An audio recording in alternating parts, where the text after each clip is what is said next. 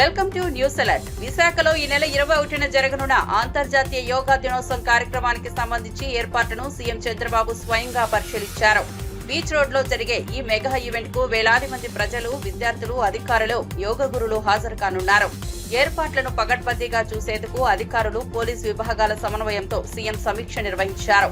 యోగాతో ప్రజల్లో ఆరోగ్య చైతన్యం పెంచాలనే లక్ష్యంతో ఈ కార్యక్రమాన్ని ప్రతిష్టాత్మకంగా నిర్వహిస్తున్నట్లు ఆయన తెలిపారు. ముఖ్యమంత్రి పర్యటన నేపథ్యంలో విశాఖలో భద్రతా ఏర్పాట్లు బలపర్చారు.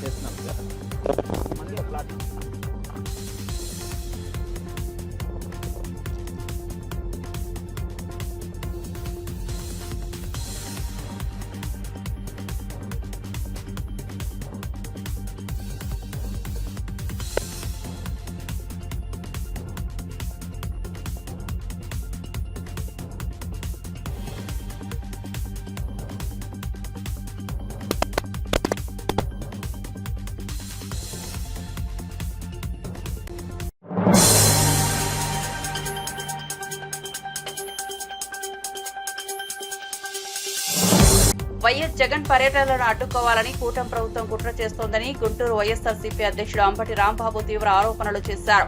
రెంటపాలెలో పార్టీ నేత నాగమల్లేశ్వరరావు పోలీసులు వేధించడంతో ఆత్మహత్య చేసుకున్నారని తెలిపారు. ఆ కుటుంబాన్ని పరామర్శించేందుకు జగన్ వెళ్లాలంటే విచిత్రమైన ఆంక్షలు పెడుతున్నారని ఆగ్రహం వ్యక్తం చేస్తున్నారు. కార్యకర్త చనిపోతే పార్టీ నేత పరామర్శించడాన్ని కూడా చంద్రబాబు అడ్డుకుంటున్నారని అంబటి విమర్శించారు. పోలీసులు వ్యవహరిస్తున్న తీరుతో జగన్ బయటకు రావడానికి పరిస్థితులు లేవని విమర్శించారు. చంద్రబాబు బెదిరింపు రాజకీయాలకు ఇక భయపడేది లేదని స్పష్టం చేశారు. ప్రయత్నం చంద్రబాబు నాయుడు గారు చేయడం చాలా దురదృష్టకరమని ఈ సందర్భంగా నేను చెప్పదలుచుకున్నాను. అసలు జగన్మోహన్ రెడ్డి గారు ఇంట్లోంచి బయటకు వస్తే ఊరుకోమనేటువంటి పద్ధతుల్లో వ్యవహరిస్తున్నారు చంద్రబాబు నాయుడు గారు, లోకేష్ గారు, పోలీసు యంత్రాంగాన్ని ఉపయోగించి. మొన్న పొదిలి వ్యవహారంలో కూడా చూసాం. జగన్మోహన్ రెడ్డి గారు పొదిలి పొగాకు రైతులను పరామర్శించడానికి వెళ్ళారు. నాకు అర్థం కాదు. అమరావతి మహిళ లేదు ఎవరు అన్నారని కేసులు పెట్టారు, అది వేరే విషయం. కొమ్మినేని శ్రీనివాస్ గారిని అరెస్ట్ చేశారు, అది వేరే విషయం. అక్కడ మహిళల్ని రెచ్చగొట్టి ఓ 10 మందిని నల్ల బెల్లులు పెట్టి క్షమాపణ చెప్పాలి, ఎదురు వస్తారా? ఏమిటి చేస్తానని అడుగుతా ఉన్నా. అదేమంటే వాళ్ళు మా మీద అందరి మీద కేసులు పెట్టారు. కేసులు పెట్టి కోర్టులో ప్రొడ్యూస్ చేసేటువంటి పరిస్థితుల్లో ఒక రాక్షసత్వంగా వీరు ప్రవర్తిస్తున్నారు. ఇవాళ జగన్మోహన్ రెడ్డి గారు కూడా రెంటపాల గ్రామం వెళ్ళి ఆ కుటుంబాన్ని పరామర్శించాలనుకుంటే ఒక బాధిత కుటుంబం పోలీసుల యొక్క దౌర్జన్యం వల్ల, పోలీసుల యొక్క హెరాస్మెంట్ వల్ల ఆత్మహత్య చేసుకున్నటువంటి వ్యక్తి నాగమల్లేశ్వరరావు. ఇవాళ కూడా ఒక ఆయన గుత్తా లక్ష్మీనారాయణ గారు పోలీసు హెరాస్మెంట్ తట్టుకోలేక ఆయన కూడా విషం తాగి వాళ్ళ హాస్పిటల్లో సాగు బతుకుల మధ్య ఉంటాడు. ఈ విధంగా పోలీసు యంత్రాంగం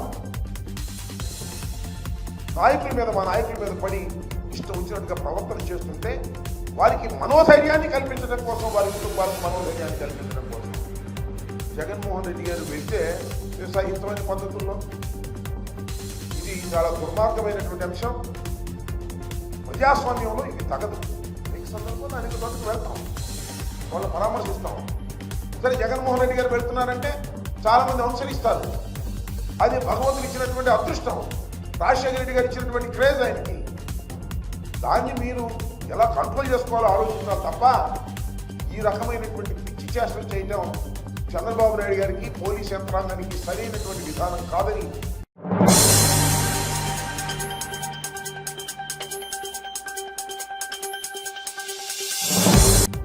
పార్టీ నాయకులపై జరుగుతున్న విమర్శలు, దాడులపై బీఆర్ఎస్ ఎమ్మెల్సీ కల్వకుంట్ల కవిత ఘాటు వ్యాఖ్యలు చేశారు. కాంగ్రెస్ ప్రభుత్వం విమర్శలతో లబ్ధి పొందాలనుకుంటే అది ఒమ్ము అవుతుందని హెచ్చరించారు. పార్టీ లోపాలను పరిశీలించి సరిచేసుకుంటామని, అయితే నాయకులపై దాడులు జరిగితే బీఆర్ఎస్ శక్తివంతం లేకుండా ఐక్యమత్యంగా ఎదుర్కొంటుందని స్పష్టం చేశారు. కేసీఆర్ తో పాటు పార్టీకి అంకితమైన ప్రతి నాయకుడిని కాపాడుకుంటామని, పార్టీని మరింత బలోపేతం చేస్తామని తెలిపారు. ఈ రాజకీయ సమయంలో బీఆర్ఎస్ బలంగా నిలబడేందుకు కార్యాచరణ ఖరారవుతోందన్నారు. పెట్టడం జరిగింది. అదేవిధంగా మరి చాలా మంచి కార్యక్రమాలు చేస్తున్నటువంటి ఈ సేవా సమితికి మద్దతుగా నిలబడాలని మేమందరం కూడా ఇవాళ వార్షికోత్సవ కార్యక్రమాల్లో పాల్గొనడం జరుగుతూ ఉన్నది. మరి ఇదంతా సందర్భం ఒకటి జరుగుతూ ఉంటే రాష్ట్రంలో ఇవాళ మరి రైతన్నలంతా కూడా ఎదురు చూస్తున్నారు. ఎప్పుడెప్పుడు మాకు రైతు భరోసా వస్తుందని ఎదురు చూస్తున్నారు. ఈ కాంగ్రెస్ ప్రభుత్వం వచ్చినప్పటి నుంచి కేవలం ఒక్కసారి రైతు భరోసా ఇచ్చిలు తప్పితే ఇంకా ఎప్పుడు కూడా ఇచ్చినటువంటి దాఖలాలు లేవు. నిన్నగాక మొన్న ఒకసారి ఇస్తున్నామని మాట ఇచ్చిండ్రు, కానీ కేవలం 60% మంది అంటే 3 ఎకరాల వరకు మాత్రమే ఇప్పటివరకు ఇవ్వడం జరిగింది. మరి 3 ఎకరాల వాళ్ళకే ఇస్తారా, ఆ పైన ఇస్తారా, ఇయ్యరా, ఇస్తే ఎప్పుడు ఇస్తారు? మరి పోయిన సీజన్లో పెండింగ్ పడ్డ వాళ్లకు ఈ సీజన్లో ఆ బకాయిలను ఇస్తారా? మరి ఈ సీజన్లోనన్నా కరెక్ట్గా 100% మరి రైతు బంధు ఇస్తారా అనేటటువంటి విషయాన్ని ప్రభుత్వం ఎవరికి కూడా చెప్పడం లేదు. మరి ఆ అంశాలన్నీ ప్రజలు ఇవాళ అడుగుతున్నారు. 2500 రూపాయలు ఎప్పుడు ఇస్తారు, మాకు పెన్షన్లు ఎప్పుడు ఇస్తారు, మీరు ఇచ్చినటువంటి హామీలన్నీ ఎప్పుడు ఇస్తారు, విద్యా భరోసా కార్డు ఎప్పుడు ఇస్తారని చెప్పి విద్యార్థులు ఉద్యోగులు అందరూ అడుగుతున్నటువంటి సందర్భం. జాబ్ క్యాలెండర్లు వేస్తామని చెప్పి విద్యార్థుల్ని మోసం చేసి యువతను మోసం చేసి అధికారంలోకి వచ్చినటువంటి సందర్భం మీ అందరికీ తెలుసు. మరి ఇవన్నీ అడుగుతుంటే కాంగ్రెస్ పార్టీ మీద ముఖ్యమంత్రి గారి మీద ఒత్తిడి పెరుగుతున్నటువంటి సందర్భంలో భరించలేక రోజొక కొత్త డ్రామా కాంగ్రెస్ పార్టీ చేస్తుంది. ఒకసారి కేసీఆర్ గారికి కాళేశ్వరం మీద నోటీసు, ఇంకొక రోజు హరీష్ రావు గారికి నోటీసు, ఇంకొక రోజు ఇంకొక సీనియర్ నాయకుడికి నోటీసు. ఇవాళ మరి కేటీఆర్ గారికి మరి నాకు తెలిసి 5వ 6వ నోటీసు ఇవ్వడం, ఒకటి నోటీసులు ఇచ్చిన ప్రతిసారి ప్రతి ఒక్కరు ఏదో ఒకటి మాట్లాడి మొత్తానికి ప్రజా సమస్యల నుంచి దృష్టి మరల్చాలే, వాళ్ళు పబ్బం కట్టుకోవాలని చూస్తున్నటువంటి సందర్భాన్ని మనం గమనిస్తున్నాం. నేను ఈ వైఖరిని తీవ్రంగా ఖండిస్తూ ఉన్నాను. మేము ఎప్పుడో చెప్పినాం, నోటీసులు ఇస్తే పోతాం, జవాబిస్తాం, నేనేం తప్పు చేసింది లేదని మా పార్టీ తరఫు నుండి మా నాయకులందరూ కూడా అన్ని సందర్భాల్లో కూడా చెప్పినటువంటి విషయం మీ అందరికీ తెలిసిందే. అయినప్పటికీ ఇవాళ తెలంగాణ భవన్కి తాళాలేసి మా కార్యకర్తలు ఎవరు బయటికి వెళ్లకుండా చేసినటువంటి సందర్భాన్ని మేము తీవ్రంగా ఖండిస్తున్నాం. మా కేటీఆర్ గారు మరి ఇవాళ విచారణకు హాజరైన ముందే చెప్పినటువంటి విషయమే, హాజరవుతామని. అలా పెద్ద విశేషం ఏం లేదు, హాజరవుతాం, విచారణకు సహకరిస్తామని కూడా చెప్పినాం. ఇవాళ తను అక్కడ ఉండగా ఇవాళ భవన్లో మరి తాళం వేయడం అన్నది నిజంగా కూడా దుర్మార్గం. మేమే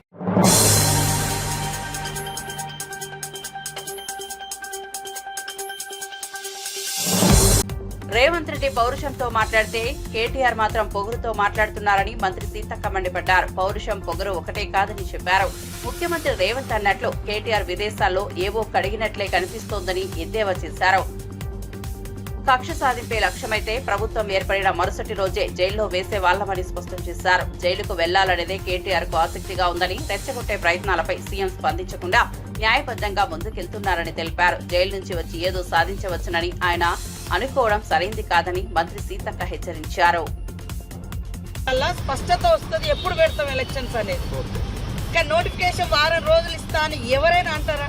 నేను ఒక మంత్రిగా ఉండి దానికి కొంత టైం పడుతుంది, రిజర్వేషన్స్ ఉంటాయి, సేమ్ టైంలో 42% మనం బీసీ కులగణన మీద కులగణన చేపట్టినాము.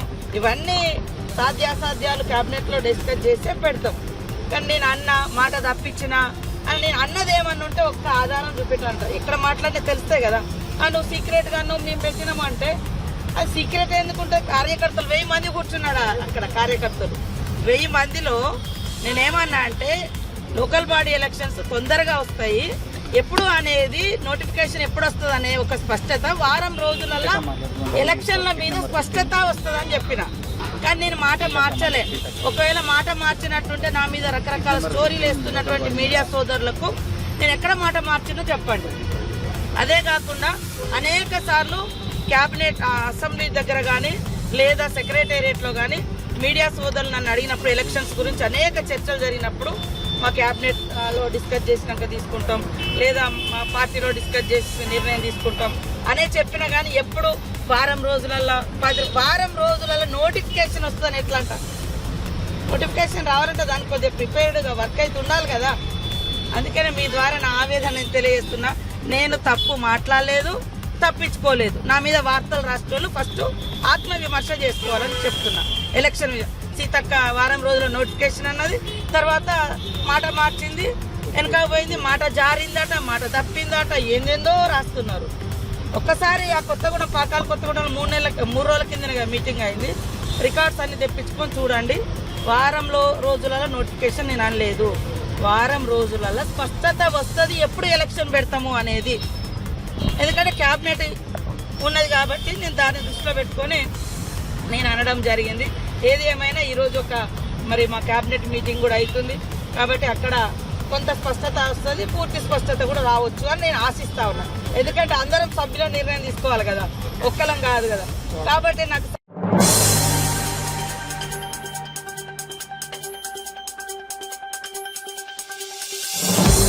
కూటమి ప్రభుత్వం అధికారంలోకి వచ్చిన తర్వాత ప్రభుత్వ బడుల్లో ఒక్క బాత్రూం కూడా నిర్మించలేదని మాజీ మంత్రి ఆర్కే రోజా ఆరోపించారు. ఏడాది కాలంగా ఒక్క పాఠశాల భవనమూ నిర్మించలేదని ఆమె మండిపడ్డారు. నాడు నేడు పనులు గత ప్రభుత్వం చేపట్టిన స్థితిలోనే ఆగిపోయాయని తెలిపారు.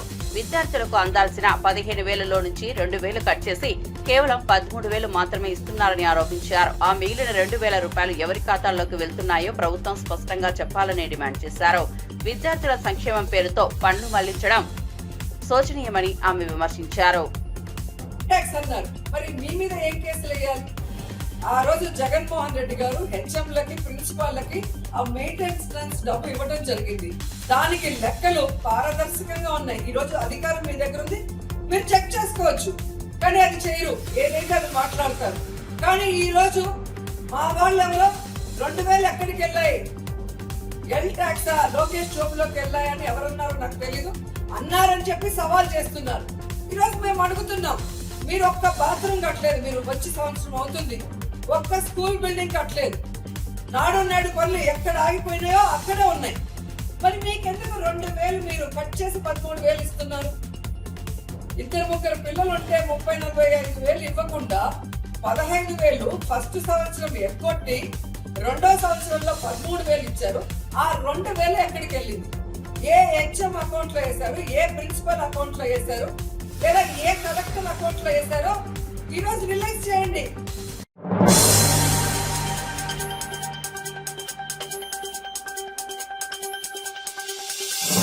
సైప్రస్ ప్రభుత్వం ప్రకటించిన అత్యున్నత పౌర పురస్కారం grand cross of the order of Makarios 3 award ప్రధాని నరేంద్ర మోదీకి లభించింది. ఈ సందర్భంగా స్పందించిన మోదీ ఈ గౌరవాన్ని భారత్, సైప్రస్ దేశాల మధ్య ఉన్న మైత్రికి అంకితం చేస్తున్నారని పేర్కొన్నారు. దేశం తరపున అవార్డు స్వీకరించడం ఎంతో గౌరవంగా భావిస్తున్నామన్నారు. ఈ అవార్డుతో భారత్ అంతర్జాతీయ ప్రతిష్ట మరింత పెరిగిందని విశ్లేషకులు అభిప్రాయపడుతున్నారు. साइप्रस सरकार का और साइप्रस के लोगों का ऐसे हार्दिक अभिनंदन करता, आभार व्यक्त करता। यह सम्मान केवल मेरा, नरेंद्र मोदी का सम्मान नहीं है, ये 140 करोड़ भारतवासियों का सम्मान है। उनके सामर्थ्य और आकांक्षाओं का ये सम्मान है। ये हमारे देश के सांस्कृतिक भाईचारे और वसुधैव कुटुंबकम की विचारधारा का सम्मान है। मैं ये अवार्ड भारत और साइप्रस के मैत्रीपूर्ण संबंधों को, हमारे साझा मूल्यों और हमारी पारस्परिक समझ को समर्पित करता हूं। सभी भारतीयों की ओर से मैं इस सम्मान को अत्यंत विनम्रता और कृतज्ञता से स्वीकार करता हूं। यह अवार्ड शांति, सुरक्षा, संप्रभुता और क्षेत्रीय अखंडता और हमारे लोगों की समृद्धि के लिए हमारी अटूट प्रतिबद्धता का प्रतीक है। एक्सेलेंसी, मैं इस सम्मान को भारत और साइप्रस के संबंधों के प्रति एक जिम्मेदारी के रूप में इसका महत्व मैं समझता हूं और मैं उस भाव से इसको लेता हूं। मुझे पूरा विश्वास है कि हमारी सक्रिय साझेदारी आने वाले समय में और भी नई ऊंचाई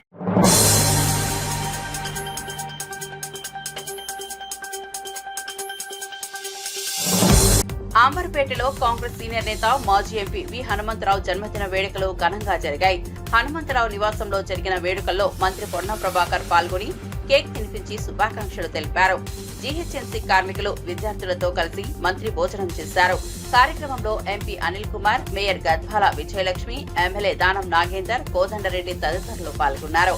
బలహీన వర్గాల పట్ల కాంగ్రెస్ ప్రభుత్వానికి ఉన్న నిబద్ధతను ఈ కార్యక్రమం ప్రతిబింబిస్తోందని మంత్రి తెలిపారు. రిజర్వేషన్లు, సంక్షేమం, విద్య, ఉపాధి రంగాల్లో బలహీన వర్గాలకు కాంగ్రెస్ ప్రభుత్వం మద్దతుగా నిలుస్తోందన్నారు. రాహుల్ గాంధీ ఆదేశాలతో తెలంగాణలో బలహీన వర్గాల అభివృద్ధికి చర్యలు చేపడుతున్నామన్నారు. సీనియర్ నాయకులు హనుమంతరావు గారికి జన్మదిన శుభాకాంక్షలు. వారి జన్మదిన సందర్భంగా హైదరాబాద్ పారిశుద్ధ కార్మికులతో సహపంక్తి భోజనం చేస్తూ కాంగ్రెస్ పార్టీ విధానాన్ని, బలహీన వర్గాల పట్ల కాంగ్రెస్ కుట్టబడేటువంటి అభిమానాన్ని చూపేటువంటి ఒక ప్రయత్నం చేస్తా ఉన్నారు. ఈ రోజు మా ప్రభుత్వం మరొకసారి బలహీన వర్గాలకు సంబంధించిన అంశం మీద చాలా స్పష్టంగా ఉంది. 10 సంవత్సరాలు పరిపాలించిన వాళ్ళు మాకు ఎవరు సలహా చెప్పే అవసరం లేదు. బలహీన వర్గాలకు సంబంధించినటువంటి రిజర్వేషన్ల విషయం కావచ్చు, సంక్షేమం విషయం లోపల మా ప్రభుత్వం కట్టుబడి ఉంది. బలహీన వర్గాలకు సంబంధించి ఏదైనా న్యాయం జరిగితే కాంగ్రెస్ హయాంలో మాత్రమే జరిగిందనే మాట అధికారంలో 10 సంవత్సరాలుండి బలహీన వర్గాలకు అన్యాయం చేసిన వాళ్ళు మాట్లాడితే పొరపాటు దయ్యాలు వేదాలు వల్లించినట్టయితే. కాబట్టి ఈరోజు మరొకసారి హనుమంతరావు గారి జన్మదిన సందర్భంగా బలహీన వర్గాల సీనియర్ నాయకుడు, తెలంగాణ ప్రభుత్వం, మా నాయకుడు రాహుల్ గాంధీ గారి సూచన మేరకు తప్పకుండా బలహీన వర్గాలకు సంబంధించినటువంటి సముచిత నిర్ణయాలను, వారి సంక్షేమానికి సంబంధించిన రాజకీయ, విద్యా, ఉపాధి అవకాశాలు తీసుకుంటుందనే మాట సందర్భంగా మనం చేస్తాం.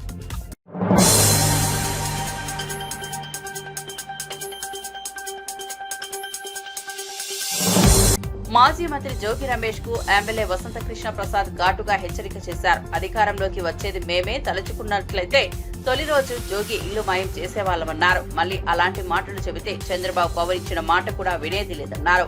జోగి రమేష్ హెచ్చరికలను తేలిగ్గా తీసుకోబోమని స్పష్టం చేశారు. ఎమ్మెల్యే వసంత చేసిన వ్యాఖ్యలు రాజకీయ వేడిని పెంచాయి. చంద్రబాబు నాయుడు గారి ఇంటిని ముట్టడించే దమ్ము, ధైర్యం ఉన్నోడు ఎవరన్నా ఉంటే గనక రమ్మని చెప్పండి. మేము ఎందుకంటే చంద్రబాబు నాయుడు గారు తొలి శాసనపక్ష సమావేశంలో ఒకటే మాట చెప్పారు, మీరు ఎవరి మీద కన్నా తగులుకెళ్ళినా, ఏ మహిళ పట్ల అసభ్యంగా మాట్లాడినా, దురుసు ప్రవర్తన చేసినా నేను సహించను, మీరు హుందాగా ఉండండి, మహిళలను కించపరచొద్దు, గౌరవప్రదంగా ఉండండి అని చెప్పారు. మేము గౌరవప్రదంగా ఉంటున్నాం. మేము గనక తలుచుకొని ఉంటే రాష్ట్రంలో 164 సీట్లతో అధికారంలోకి వచ్చిన తొలి రోజే జోగి రమేష్ ఇల్లు నామరూపాలు లేకుండా పోయేది. ఒకవేళ కనుక జోగి రమేష్ గతంలో చేసిన తప్పుని నేను మళ్ళీ పునరావృతం చేస్తాననే మాట నాలుగు దాటి కనుక బయటకు వస్తే మేము చంద్రబాబు నాయుడు గారు, పవన్ కళ్యాణ్ గారు చెప్పిన మాట కూడా దయచేసి వెనకటి నుంచి మన సూక్తులు చెప్తా ఉన్నాయి, ఈపు ఎప్పుడు నోటిని బద్దీలు ఆడుకుంటది, నువ్వు జాగ్రత్తగా ఉండి చావే, లేకపోతే తగిలేదు నా ఈపు అని. జోగి రమేష్ గారు మీకు గౌరవంగా చెప్తా ఉన్నాం. నువ్వు ఎవరిని పడితే వాళ్ళని, ఎంతటి అసంబంధమైన వ్యక్తి అంటే ఇతను మొన్నే చెప్పాడు, ఇప్పుడు నిర్మిస్తున్నటువంటి అమరావతి అంట కాదంట, చంద్రబాబు నాయుడు గారు నిర్మించే అమరావతి సరైనది కాదంట, మళ్లీ అధికారంలోకి వస్తాడంట, జగన్మోహన్ రెడ్డి గారు ఈసారి సరైన అమరావతిని నిర్మిస్తాడంట, మొన్నే చెప్తా ఉన్నాడు. కాబట్టి 5 సంవత్సరాలు జగన్మోహన్ రెడ్డి గారు 3 రాజధానుల నాటకం ఏమాడారు, ఎందుకు ప్రజలు చెప్పు తీసి కొట్టి పక్కకు పంపించారు. కరెక్ట్ గా వీళ్ళ బుద్ధులు ఎటువంటి అంటానికి ఉదాహరణ ఏంటంటే, మొన్న ఇతను చెప్పాడు, చెప్పిన 2వ రోజో 3వ రోజో 3 రాజధానులకు సంబంధించి అమరావతి రాజధాని మీద, రాజధాని ప్రాంతం మీద వాళ్ళ ఛానల్లో చర్చ పెట్టి అమరావతి గురించి ఏం ప్రేరేపణలు మాట్లాడారో మీరు చూశారు. కాబట్టి వీళ్ళంతా అధికారంలో వెళ్ళొస్తారంట, ఇంతకంటే బాగా రాజధాని నిర్మిస్తారంట. చెప్పడానికి సిగ్గు, శరం, మానం, అభిమానం అనేది ఒకటి ఉన్నది, అది ఉండాలి. దయచేసి సంస్కారవంతంగా మన ప్రజాప్రతినిధులు ప్రజల కోసం, ప్రజలకి, ప్రభుత్వానికి అనుసంధానంగా మనం ఏం కాబట్టాం, మన పరిమితులు తెలుసుకొని మన బాధ్యతలు ఎవరైతే లేకపోతే ప్రజల రెచ్చగొట్టడం, పిచ్చి పనులు చేస్తే ప్రభుత్వం చూస్తూ ఉంటుందని చెప్పి తెలియజేస్తాం. ధన్యవాదాలు.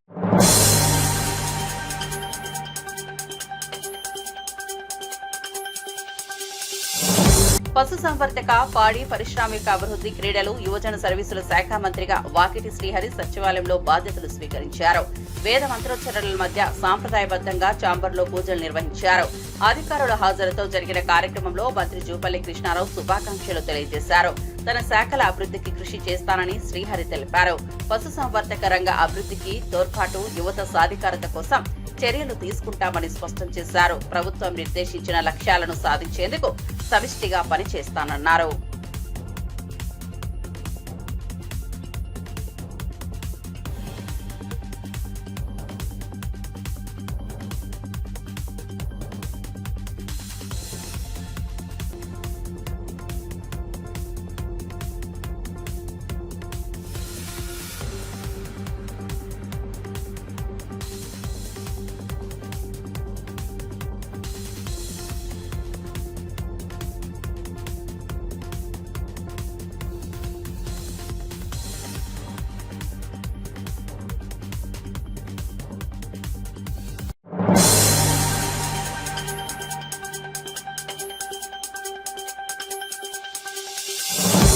నంద్యాల వ్యవసాయ మార్కెట్ యార్డ్ ప్రాంగణంలో యోగేంద్ర కార్యక్రమాన్ని ఘనంగా నిర్వహించారు. న్యాయ, మైనార్టీ సంక్షేమ శాఖ మంత్రి ఎన్ఎండి ఫరూక్, కలెక్టర్ రాజకుమారి, ఎస్పీ అధిరాజ్ సింగ్ రాణా, ప్రభుత్వ అధికారులు, ఉద్యోగులు పాల్గొన్నారు.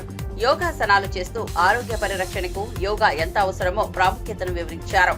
ఈ నెల 21న జరగనున్న అంతర్జాతీయ యోగా దినోత్సవంలో ప్రతి ఒక్కరూ తప్పకుండా పాల్గొనాలని మంత్రి ఫరూక్ ప్రజలను ఆహ్వానించారు. యోగా ద్వారా శారీరక, మానసిక ఆరోగ్యాన్ని మెరుగుపరుచుకోవచ్చని చెప్పారు. ప్రభుత్వం ప్రతి స్థాయిలో యోగా దినోత్సవాన్ని విజయవంతం చేసేందుకు చర్యలు చేపడుతోందని మంత్రి వివరించారు.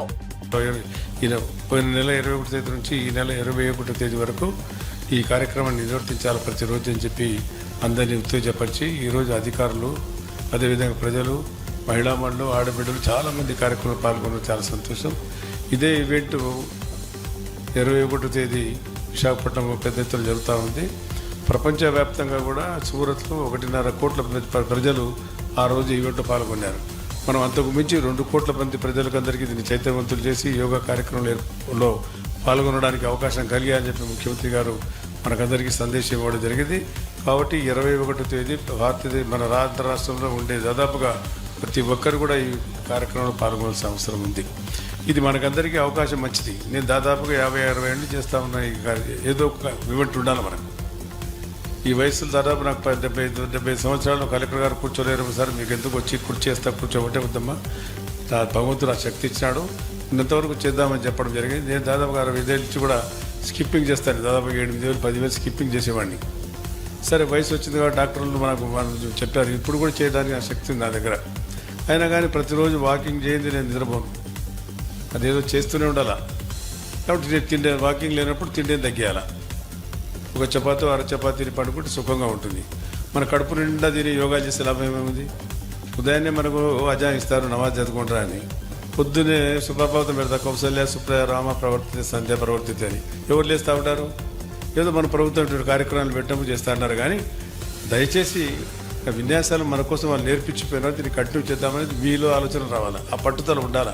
అదేదన్నా జిల్లు ఉంటేనే, అలర్జీ ఉంటేనే మనం చేయగలుగుతాం, లేకపోతే చేయలేము. ఏదో చాలా అధికారులు చెప్పినారు పోదామనే కాడికి కాకుండా అదేవిధంగా ఈ కార్యక్రమాన్ని అందరికీ అవేర్నెస్ క్రియేట్ చేయాలా అనే ముఖ్య ఉద్దేశంతోనే ముఖ్యమంత్రి గారు ప్రెస్టీజియస్గా తీసుకొని మన రాష్ట్రంలో పెట్టాలా ఈ 11వ అంతర్జాతీయ యోగా కార్యక్రమం అని చెప్పి ఏర్పాటు చేసినందుకు వారికి మీరందరూ పార్టిసిపేషన్ చేయడం చాలా సంతోషదాయక విషయం.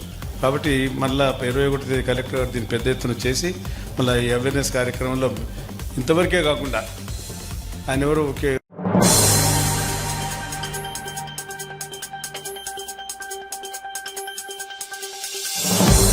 హైదరాబాద్ గాంధీ ఆసుపత్రిని కేంద్ర మంత్రి కిషన్ రెడ్డి పరిశీలించారు. ఆసుపత్రి భవనాల నిర్వహణ, విభాగాల పనితీరుపై సూపరింటెండెంట్ వైద్య సిబ్బందితో సమీక్ష చేపట్టారు.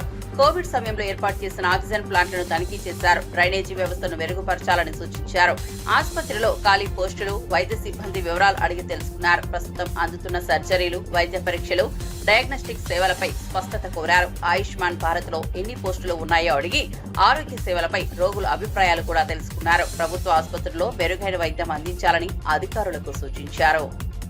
గాంధీ హాస్పిటల్ అనేక రకాల సౌకర్యాలు ఇచ్చేటువంటి ప్రయత్నం కూడా జరుగుతుంది. కరోనాకు సంబంధించినటువంటి పాజిటివ్ కేసులు దేశంలో పెరుగుతున్న నేపథ్యంలో ఒకసారి హాస్పిటల్ మేనేజ్మెంట్ను, హాస్పిటల్ సిబ్బందిని అందరిని కూడా కరోనా విషయంలో అలర్ట్ చేయాలి.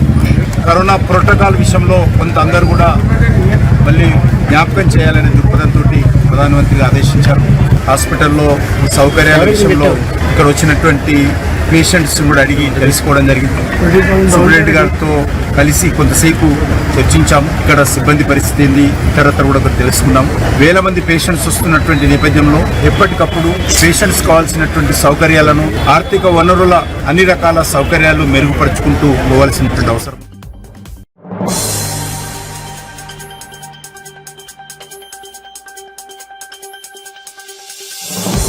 హీరో ధనుష్, దర్శకుడు శేఖర్ కమల కాంబినేషన్ లో రూపొందిన కుబేరా సినిమా జూన్ 20న ప్రేక్షకుల ముందుకు రానుంది. ఈ సందర్భంగా హైదరాబాద్ లో జరిగిన ప్రీ రిలీజ్ ఈవెంట్ ప్రేక్షకుల్లో ఆసక్తి రేపింది. ఈ కార్యక్రమంలో మాట్లాడిన ధనుష్ తాను తెలుగు ప్రేక్షకుల అభిమానం ఎప్పటికీ మర్చిపోలేనని పేర్కొన్నారు.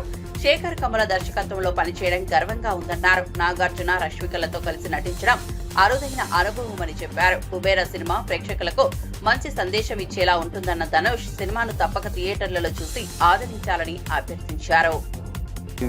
Was in my mind throughout this AV. Everything the AV said that I had achieved so many things.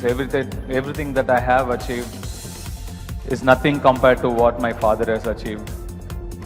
A villager, a farmer, and today I'm here, standing here. This because of him, is his hard work. So I wanted to start my speech thanking Shekhar sir, but I'm starting this thanking my father.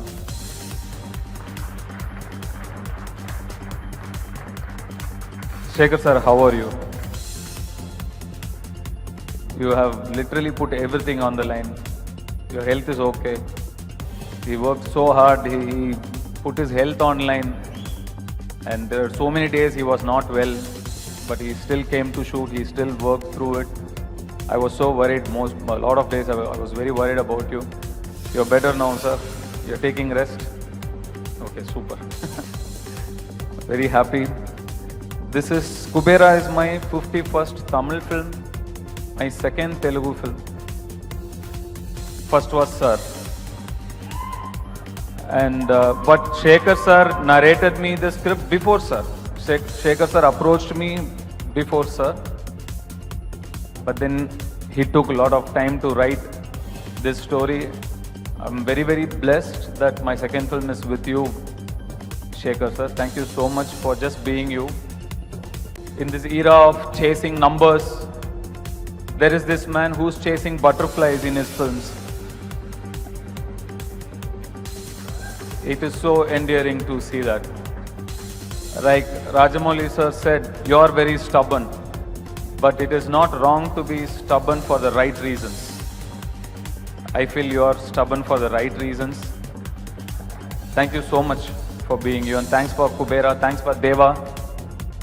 It really means a lot to me. Such a fantastic character you've given me. Thank you so much. Nag sir, thank you so much for such a fantastic